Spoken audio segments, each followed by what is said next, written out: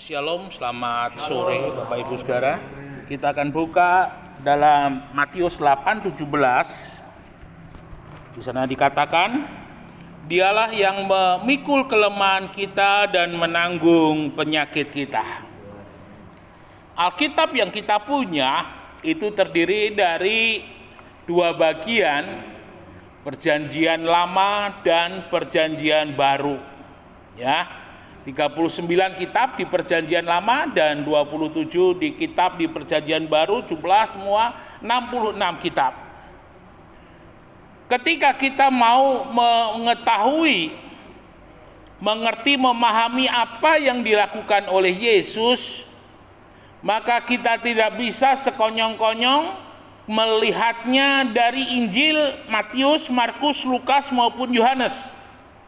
Tapi kita harus menelaah terlebih dahulu sebelumnya kita tarik ke belakang sejarahnya, yaitu pada masa Perjanjian Lama. Perjanjian Lama itu digambar di dalam pemahaman kita akan firman Allah. Itu Perjanjian Lama itu adalah diibaratkan sebagai sebuah gambaran, ya, sebuah kiasan. Sementara Perjanjian Baru itu adalah realnya. Perjanjian Baru itu adalah prakteknya, adalah nyatanya. Nah, ketika kita melihat di dalam Perjanjian Lama, Bapak Ibu Saudara, itu ada satu hukum yang mengatur semua kehidupan manusia, adalah hukum Taurat. Orang Farisi itu asli katanya adalah Fares, istimewa, eksklusif.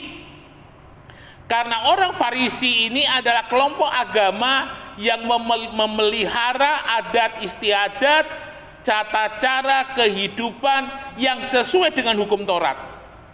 Jadi yang namanya kalau mendengar, ya mungkin sekarang azan begitu, dimanapun mereka berada, mereka nggak peduli, mereka akan langsung berdiri, mereka akan langsung berdoa, ya, cuci tangan, cuci kaki, waduh, mengkuduskan hari Sabat, itu orang Farisi, ya.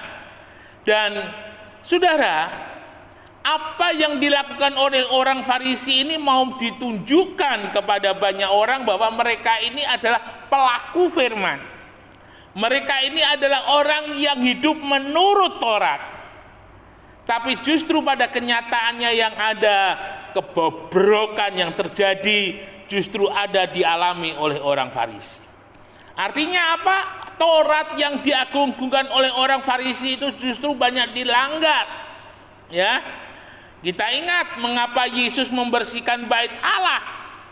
Jadi ternyata di sana di dalam bait Allah itu terjadi sebuah konspirasi antara imam-imam dengan para penjual di sana untuk melegalkan binatang yang haram menjadi halal, untuk melegalkan penukaran mata uang yang tidak wajar, ya, praktek-praktek yang luar biasa yang tidak sesuai dengan firman justru itu dilakukan.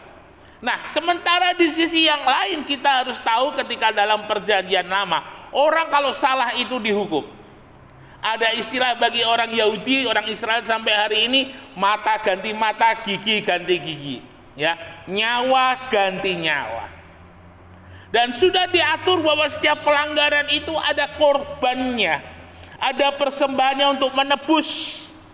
Mulai dari yang paling kecil mungkin burung merpati, burung perkutut, sampai yang besar yaitu binatang, ya. Dan itu setiap kali pelanggaran itu korban harus diberikan supaya apa? Tidak ada hukuman. Tapi ulang kali pelanggaran itu dilakukan.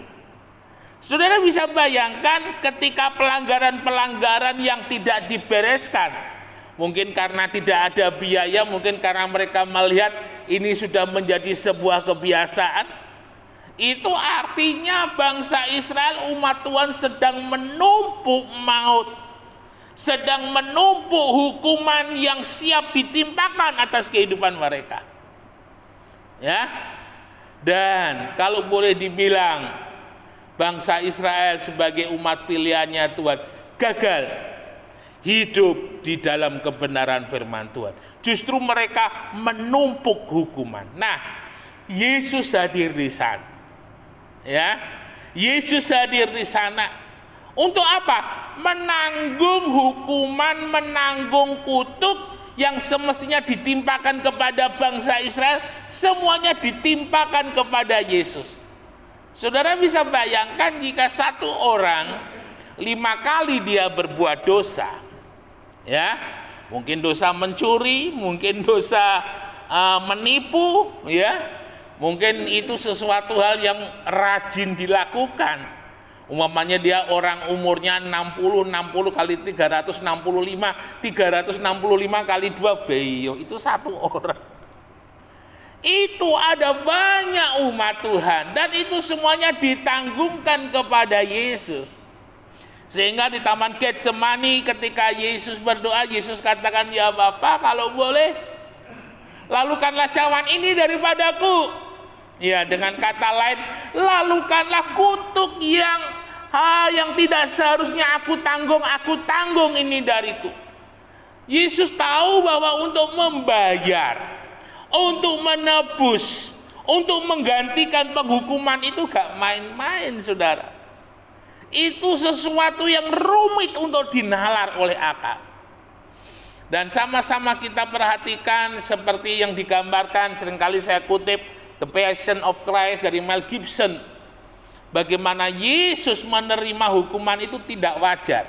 Dan itu kalau manusia biasa, seperti yang pernah saya lihat di rumah besar daripada Imam Kayafas yang diyakini tempat untuk menghukum Yesus, itu darahnya itu muncrat semua di dinding. Ya, bekas-bekas diyakini bahwa bekas-bekas darah yang ada di dalam tahanan itu adalah darahnya Yesus. Saya nggak bisa bayangkan.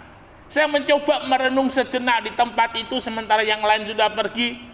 Itu sesuatu hal yang luar biasa. Sesuatu yang tidak mungkin bisa diterima oleh manusia. Manusia biasa pasti mati. Tapi Yesus dibuat tidak mati sampai semua kutuk itu ditanggung oleh Tuhan. Gila betul. Kalau saya boleh memperhatikan ketika sengsara daripada Tuhan, sudah begitu dicambuk di sana, dibawa ke Pilatus. Di Pilatus itu dicambuk lagi. Di tempat daripada Pilatus ketika menghukum Yesus hanya ada satu bangunan kecil dan memang di situ ada tulisan ya di atasnya begitu menunjukkan tahun Romawi di mana bangunan itu dibangun. Lalu kemudian dari sana dibawa di Herodes, ya, lalu dibawa lagi ke Pilatus dan berjalan di jalan yang namanya jalan salib, jalan Via Dolorosa. Orang yang tidak menanggung beban saja ketika berjalan di jalan itu ngos-ngosan, saudara. Saya nggak bisa bayangkan ketika waktu itu Yesus berjalan sambil mengangkat salib di bahunya. Itu sesuatu hal yang amat sakit, ya. Tetapi firman Tuhan katakan itu harus digenapi oleh Yesus. Karena kalau tidak ada yang menanggung itu, waduh, bukan air bah lagi yang diturunkan oleh Tuhan, tapi api dari langit yang diturunkan oleh Tuhan. Semuanya ditanggung oleh Yesus. Sehingga di atas kayu salib ketika Yesus berkata, "Tetelestai," sudah genap, sudah dibayar lunas. Lalu Yesus menghembuskan nafas.